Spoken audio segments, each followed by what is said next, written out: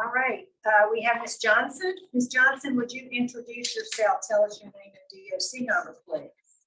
My name is Queisha Johnson. My DOC is 712-329. All right. Ms. Johnson, you're classified as a first felony offender. You're currently serving a 7-year sentence for indecent behavior with a juvenile.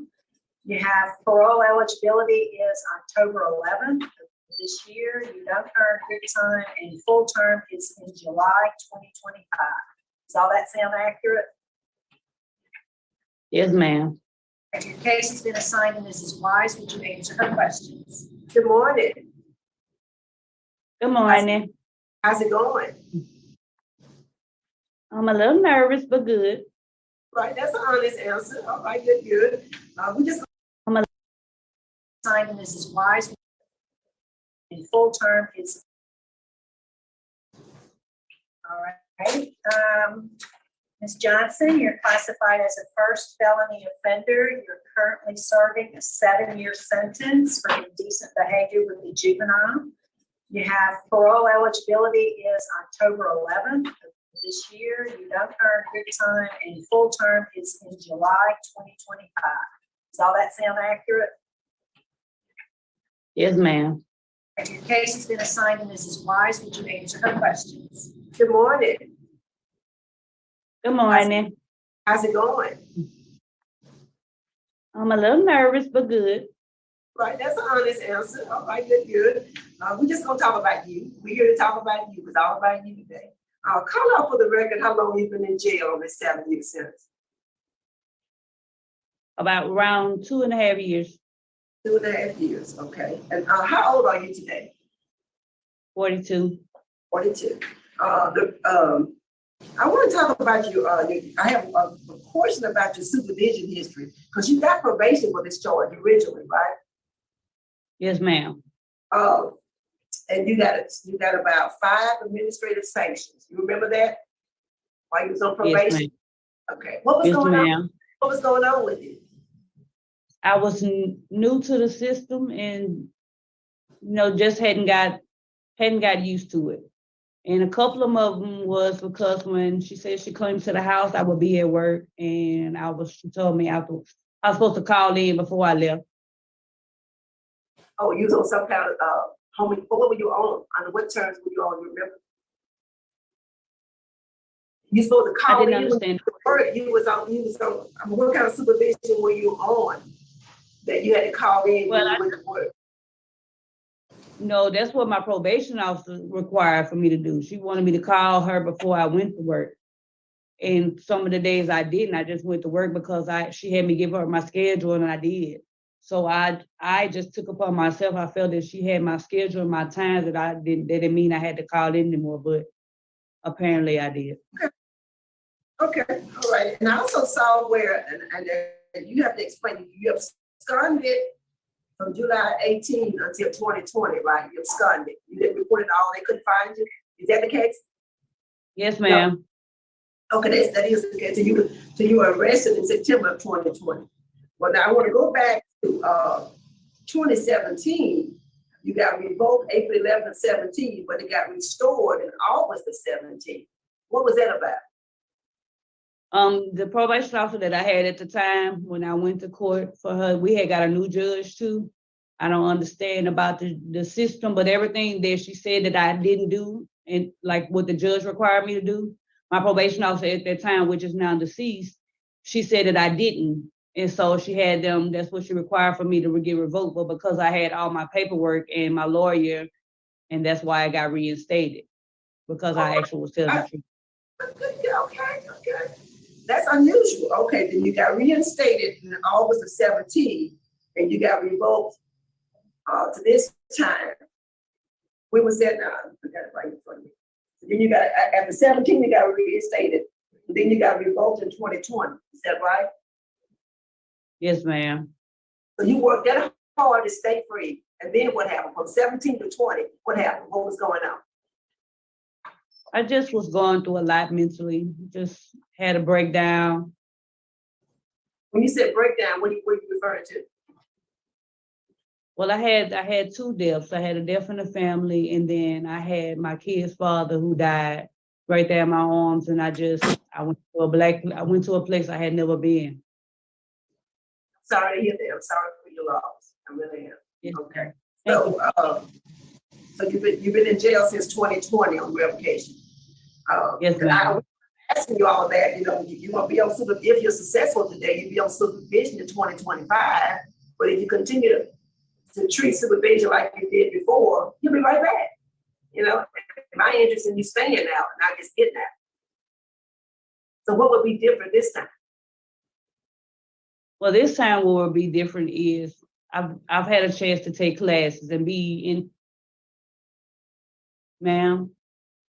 I'm listening. Oh, I thought you said something. I'm sorry. Well, this time, like I was just saying, this time I've taken classes that I've actually got in touch with myself, in tune with myself, and learned who I am. Because before then, I didn't know who I thought I was. It wasn't who I was. Now I know who I am. I've like with the classes I've taken, and one of my favorite classes that I learned a lot from was my trauma healing class. I've taken that, thinking for a change, courage for life, like things to help me to better me when I get out there. Not even though I knew that I couldn't get credits and I know I'm not eligible for it, but that's not why I took the classes. I took the classes to better myself and be a better me. Okay. I'm glad you brought up trauma healing because I saw you took that, and my question for you is, after you took trauma healing for yourself, how do you think your crime impacted your daughter? What traumas do you realize that she may have incurred because of your crime? One of them is I didn't just affect myself, I affected all my loved ones and No, my I'm talking victim. I'm sorry, I'm seeking our phrases in another way. You took trauma healing as it relates to you as an individual. I want you to step aside from that and apply that to your teenage daughter and the crime that you committed, where she was a participant, an unwilling participant, was. What trauma do you think that she underwent and maybe still going through? One of the traumas I feel like she's still going through is mentally. Like she's still, like we talk, and I know she has a counselor and stuff that she goes to, but trauma wise, I honestly feel like we feel like our parents are the ones to protect us. And I feel like I let her down, in a big way. And I know I can't never change that, but what I can do is continue to work forward to build it and not just help her, but help others too, to not go down the road that I went down. Okay. Because I was wondering about your relationship with your daughter, then I saw that your residence plan is to live with her and one of your other daughters. Is that correct? That's not my residence plan. She was living it. I gave her permission to live in my house when I first came in, but I don't know if she's still living there or not. But that is my residence. She was staying with her boyfriend and some things went on. And I told my dad before he passed away to let her go live there. Oh, okay. I'm sure that you're gonna live with Layla and your other daughter, what's her name? Quanja, Quainja? Yes. Queisha. That's not correct. Yeah, Queisha lives with her aunt Tasha. Queisha doesn't live with me. None of them was living with me before I came. None of my kids was living with me when I came to jail. But like I said before my dad passed away, Layla was going through some things with this boy that she was with. And my best thing was for my dad. I told my dad to let her go stay there so she had to go stay with nobody else and depend on nobody. My house was just sitting there and I'm in jail. And that's what it did. And she started going to school and she was working. But like I said, I haven't had any contact with them. Last I knew, her and the boyfriend had moved to Texas. I don't know. Okay. So you're the mother of 6 children, is that correct? Yes, ma'am. How many fathers is that? Ma'am? How many fathers is that? 3. What's the age range of your children? Oldest to the My youngest? oldest to youngest? Yes, ma'am. Just the ages of the old ones and the youngest. 27, 22, 18, 17, 16, and 15. Who got the minor children? Who keeping them? My dad had custody of them, but my mom has them now since he passed away. Okay. And tell us about your education. How much education do you have? I graduated from high school, and I have What some year? college in '99. Class of 99. Tell me about your college. I attended Southern University in Shreveport, taking up phlebotomy, and I had a semester left, but I ended up having a heart attack, so I didn't complete that. I'm sorry to hear that. A heart attack. At how old were you? 25. 25. Yes, ma'am. That's rare. That's rare. Okay. If you're successful today, what are your plans? So, how would you support yourself? Well, I have two goals that I have said. My first one is with me having my certification in the NCCR and my construction site certification with core NCCR. There are several plants, like one of them for sure is Tyson Foods, which is located like 30 minutes outside DeSoto Parish, which is located in Center, Texas. I plan on going there because with my certification there, I've already checked in and, and spoke to a couple of people. So I have a good chance with getting a job there. They just told me to let them know when I got out. And my second plan is, even with me having my certification in Serve Safe, there's so many restaurants, like I have the ability to go be a manager, to put my certifications to use. Good. I'm showing you have no write-ups. Is that correct? Zero write-ups in this 2.5 years you served. That's correct? Correct. And tell us about your mental health status. How you doing? Good. I've been taking it's actual work, and I have I'm on some medications. I have peer ministers that I go to and talk to. I have my sub counselor, my social worker. I've been attending grief class. I take that. I take drama. I'm in the drama club. So it's been really helping. What about the sex offender class? You taking that? No, I took that before I came to jail and completed that. Oh, in the community? Yes, ma'am. What about substance abuse treatment? No, ma'am. Tell us about your drug use.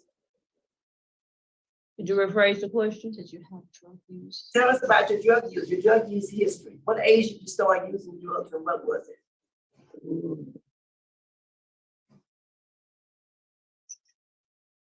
I want to say, I'm not accurate on the year. So I'm gonna say like early 2000. How old were you? That's what age you were. How old were you when you started using drugs? 22, 23. And what was that? Marijuana. And what else? And then right before I got this charge, I had got started doing methamphetamine. Do you think you need any kind of long-term substance abuse treatment? No, ma'am. What's your plan to stay clean and sober? Well, my first plan is, this was my first time ever catching a felony charge, ever coming to jail. So this was a lesson learned. Ever since then, since I got this charge, I haven't touched it. I've been clean. But I also, even like when I first got here, I required and tried to get into substance abuse, but I was told that I couldn't get in it, like I didn't qualify for it or whatever. And I don't know if that was due to the COVID when I first got here or what, but every time I wrote for it, they were just telling me like I couldn't. Or either they didn't have no opening. Just the people that what a judge recommended is what they was for. So I went another route and started taking other classes. Good. All right. So call out some of the classes that you have taken. You said trauma, you said trauma healing. You called out some others.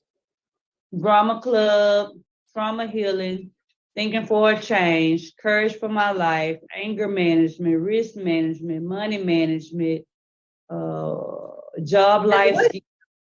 What is risk management? What that involve? Risk management. Risk management has to do with money management and anger putting together.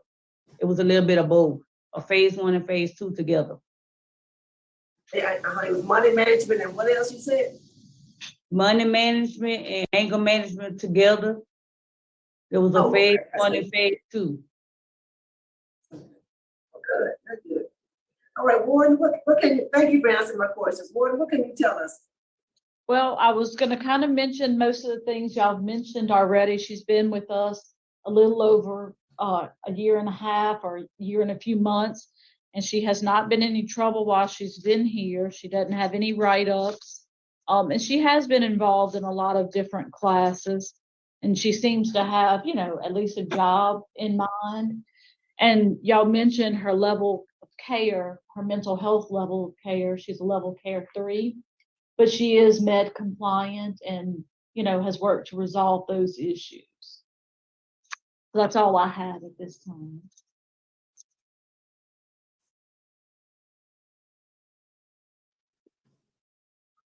Is there something she could take there for? Yes, I'm not really sure. I didn't have any notes in the file as why, she didn't. I know sometimes they go through the criteria. I don't know if she didn't meet the criteria, but we could follow up with the mental health staff and see why she didn't complete that course. Yeah, because when she was arrested, 9/25 or 20, she was positive for marijuana and cocaine. Really like to see some kind of abuse treatment, long-term substance abuse treatment. All right, thank you, Chairman. That's all I have. Good morning, Ms. Johnson. How are you? Good morning. There were 2 girls involved in this crime. One was your daughter.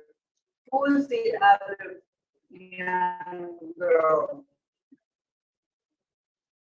Could you There were 2 girls. The 2 girls. my daughter and my niece? Your sister shot her. Yes, ma'am. I really don't want to talk about the actual facts of what happened because really it's just very disturbing.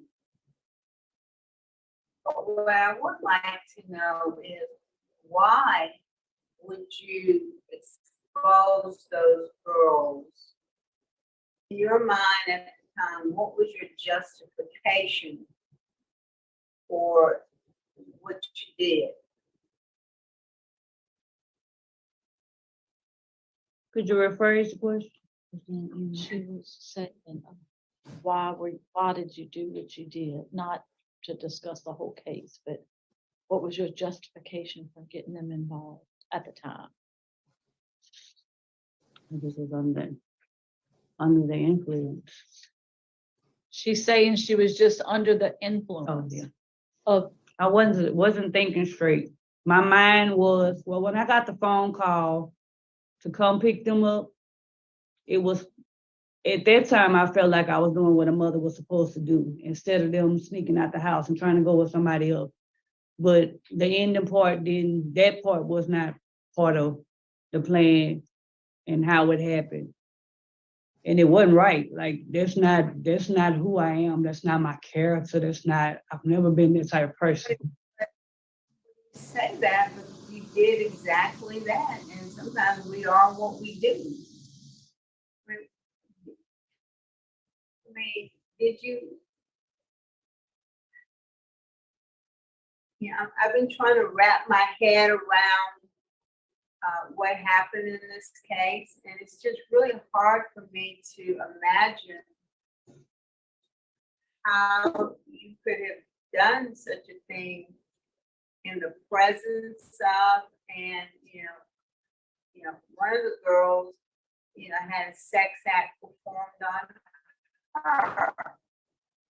I'm just trying to understand how in your mind you justify what you were doing.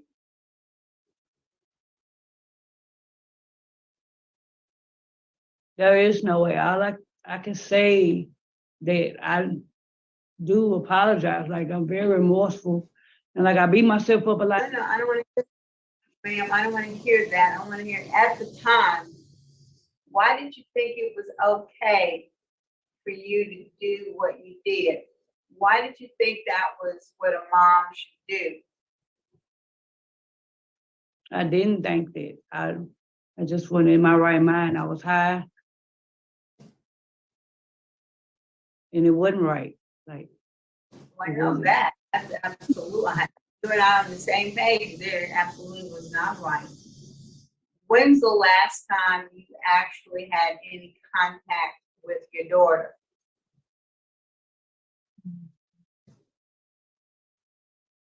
it's been a while. Once a while. I don't know what you mean by a while. But like, I talked to her, like, I've actually sat down and had a talk with her before I even came to jail. Like, I want, So it's been at least 2.5 years since you talked to your daughter, right? no, I've talked to her since then. I talked to her right before my middle daughter graduated from school. When was And like, that? and I got my mama, Ma'am, stop talking. ma'am, When did your middle When was daughter graduate? last year. And you haven't heard from your daughter since then? No, Can you ma'am. hear me? I get messages. Y'all cut out? Are we cutting out? Yeah, But you don't even know where she is right now. Right? You don't even know where she lives right now. Is that correct? Yes, my last I know, my mom told me they was moving, her and her boyfriend was moving to Texas. Like I say, she was living in my address, but I understand that, but you don't, I mean, she hasn't called you and told you, or she hasn't written you and told you, I'm moving to Texas or anything. She hasn't had that kind of contact with you. Is that correct? yeah. Yes, ma'am. You know, the thing that concerns me is even as I listen to you talk to Ms. Wise, I really don't get the sense that you understand how horrible what you did was and how that had to change so much for that child.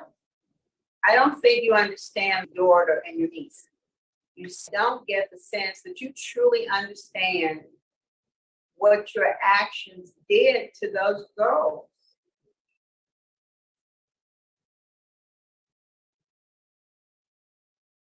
And the whole, the whole course of their life will be impacted by this, maybe even forever. Like you said, you were the person that your daughter should have trusted above everybody else in the world. And you were the one who put her in this really terrible situation.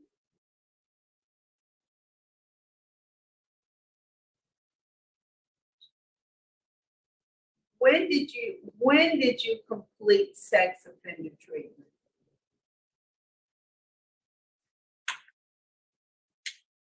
when did you complete the sex offender class Ooh. on the outside?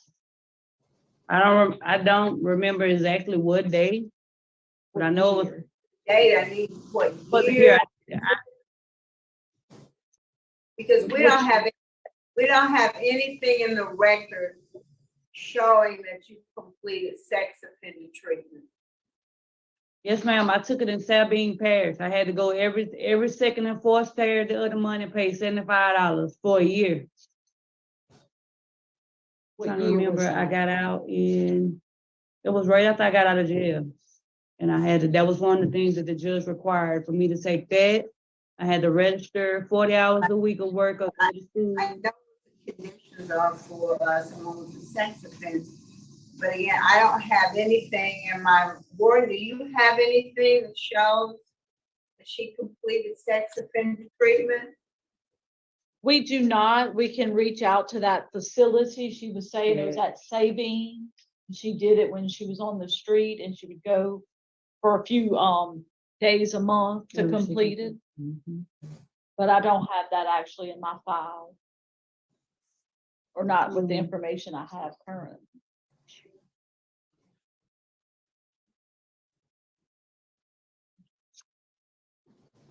Well, I'm looking at the pre-parole interview, investigation, and you were revoked. And the reason for revocation, you failed to reside at your approved residence. You absconded from supervision in 2018, and they didn't know where you were for over 2 years until you got arrested on the warrant for absconding. You got arrested in September of 2020. You were arrested for you failed to attend sex offender counseling from July 18th to September 20th. You were also arrested for failure to register as a sex offender. So the reason you got revoked is because you did not do the sex offender treatment and you did not comply with the registration and notification requirements.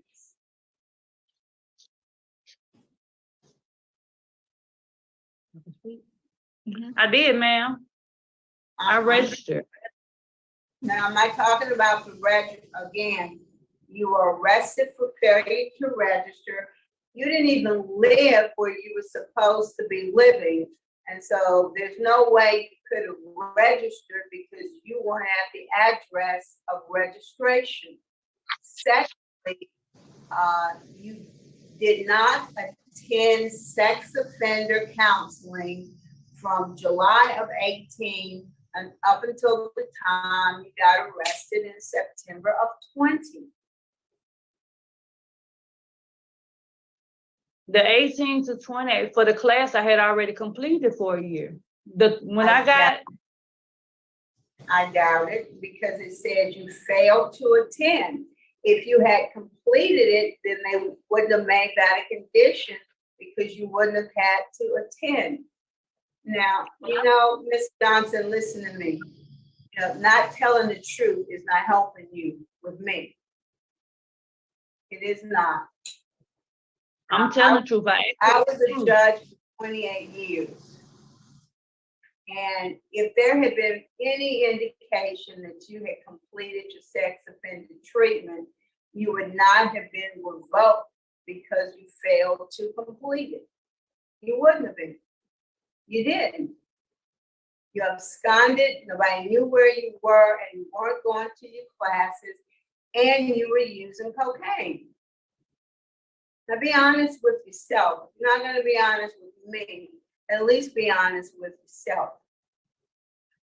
You were out there not doing what you were supposed to do, and that's why you got revoked. And that included not going to your sex offender classes.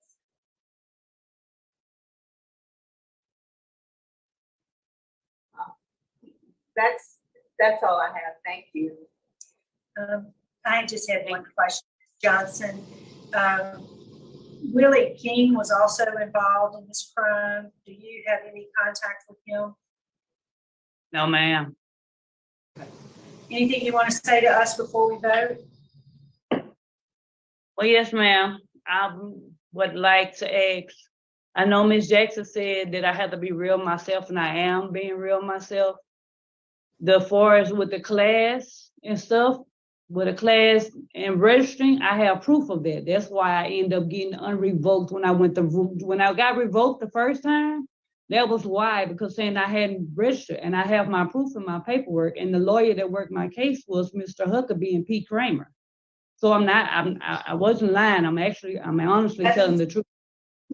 were reinstated in 17, you absconded in 18. Now, you might have been attending some classes in 17, but by 18, you absconded and you were gone until 20. And again, basis for the revocation in 20 was that you had not completed all phases of sex offender treatment. And really, I think you need to do it, even if you did, I think you need to do them all over again, because I don't think you've gotten from that program what you need to get.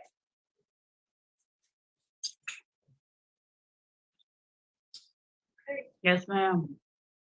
All right, Ms. Johnson, we're prepared to vote. Ms. Ross? Yes, ma'am. Ms. Johnson, off the top, like, we are voted now, so there's no reason for you to make any comments, just listen. In terms of sex offender treatment classes, when you're on supervision, it's ongoing. There's no start or finish. It's a condition of supervision. The counselor that you have might say, you ain't got to come twice a month, you can come once a month. Or they might say you can come every 3 months, depends on your progress in the counseling. But you don't complete counseling as a sex offender on supervision. And it's important you know that when you get out on supervision. It's important that you know that. It's ongoing and there's no completion. My vote today is deny. I think you need long-term substance abuse treatment. You have a law enforcement opposition, and you have a very poor supervision history. I do think you need parenting classes, and that is my vote. Mr. Jackson? Ms. Johnson, I don't think you're ready. I think, like Ms. White says, I think you need some more programs. You need to complete all 4 phases of the sex offender program while you are currently incarcerated. You need to complete long-term substance abuse treatment as well as parenting classes.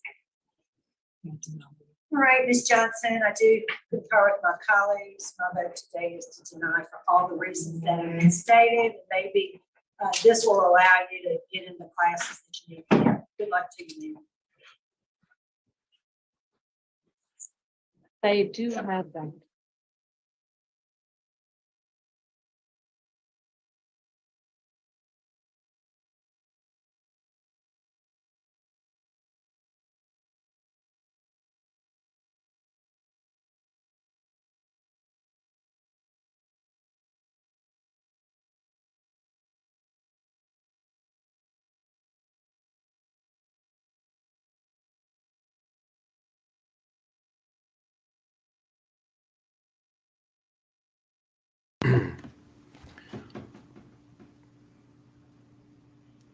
That was an interesting show.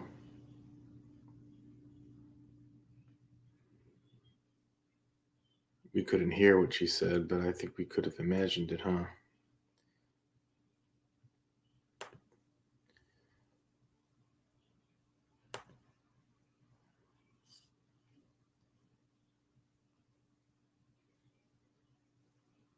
That woman has no remorse for what she did to her daughter and her niece.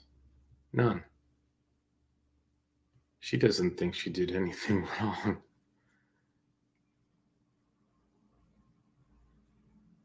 It's just, on top of it, what makes it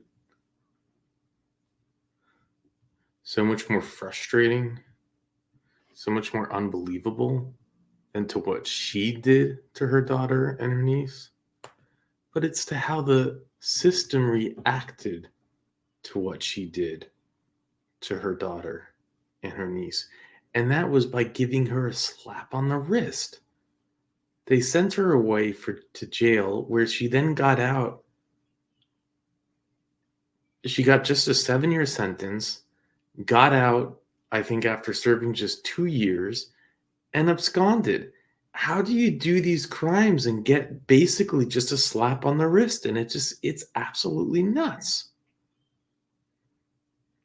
Here's the article Richard found, and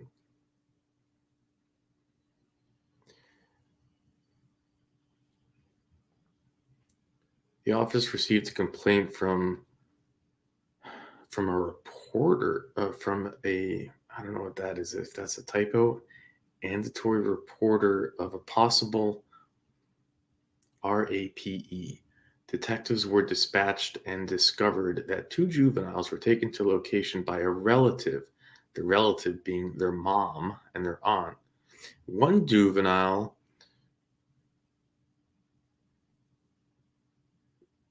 was assaulted while the other was forced to watch. It was also found that the juveniles were plied with illegal substances. Following the interview, Ms. Johnson and Mr. King, our little doll here, were both arrested. Ms. Johnson was arrested for the offense, contributing to the delinquency of a juvenile, indecent behavior with juveniles, human trafficking.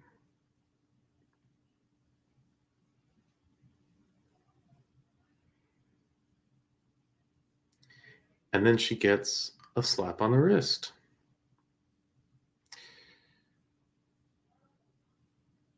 You know, the only thing maybe more frustrating than Miss Wise, the way she started the interview, was the connection. It was just awful.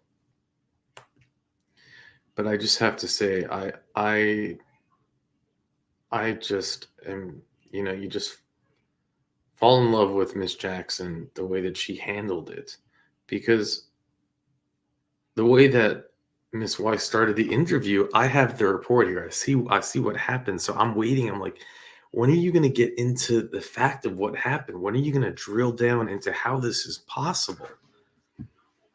And, you know, Miss Jackson just said it best. And she's trying to understand. She's trying to get her to she's trying to get her to just simply be to describe, to explain, how is it that she did this? How did you do this to your daughter and to your niece? And she started to answer by saying, well, they were going to go out with friends, or rather go out with me. And then it's like, well, I don't know. How did this happen?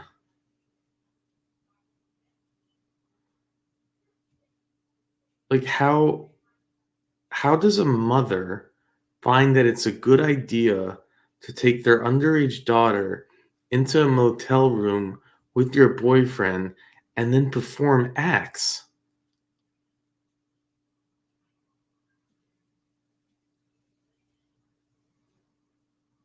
And then when you try to get her to talk about, to just like, there's no remorse. The tissue is not used once until the end, when it looked like she used it to clean her shoe. Hold on one second. The door's open. I can't.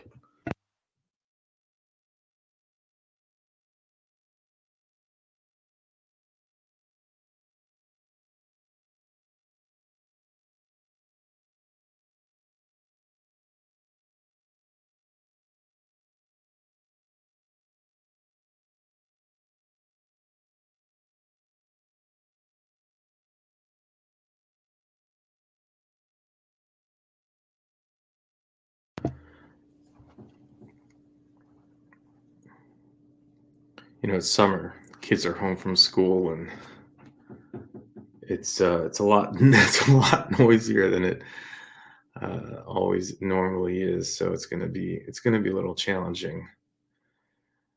Um,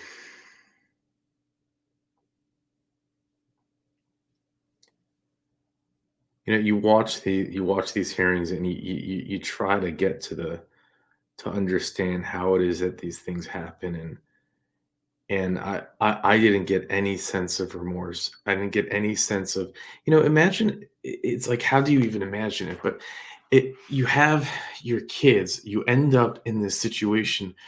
Wouldn't you just be completely overwhelmed with shame?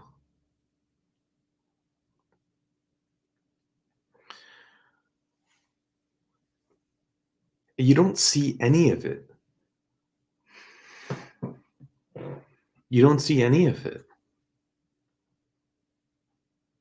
at the end there, you just saw really what looked like a baby throwing a tantrum.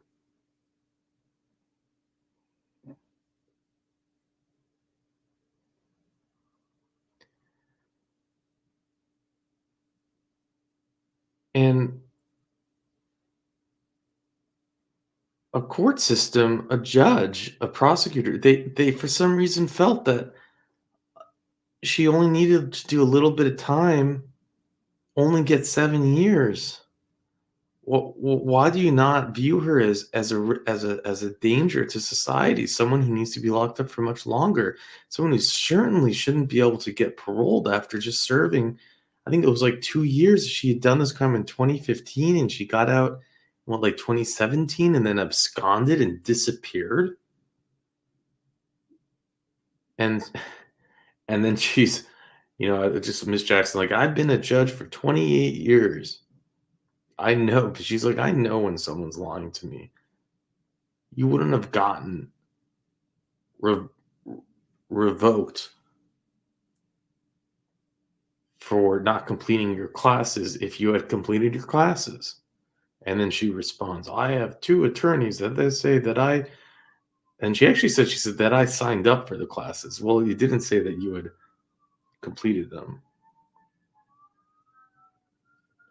And she is registered, though. You can Google her name and her registry pops up.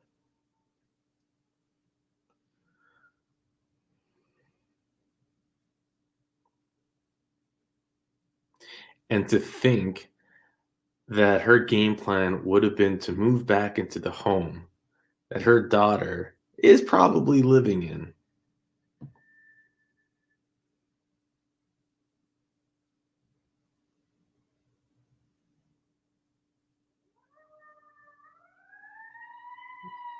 There's the sirens. We don't get that often, at least during these recordings. But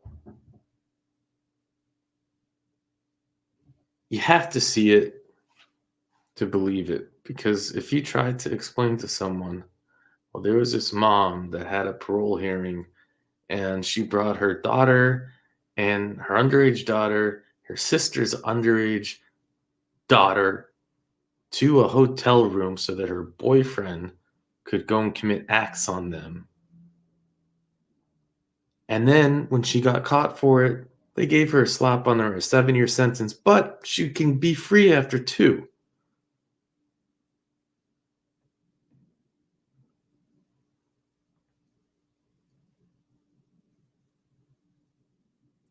And she's going to be free as soon as she's just serving out her time, and she'll be free soon anyways.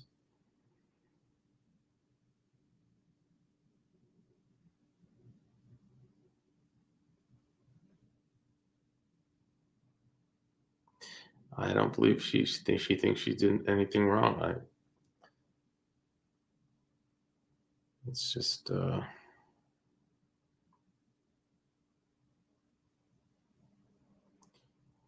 it's pretty real. It's pretty crazy to see, but this is why we do this, so that we can all see monsters do exist. But we can also see that our system doesn't seem to really care that much. At least Miss Jackson does. Miss Renatza also. I don't know. I can't figure out with Miss Wise. Is it just her interview style? Is it? I don't know. I can't figure it out.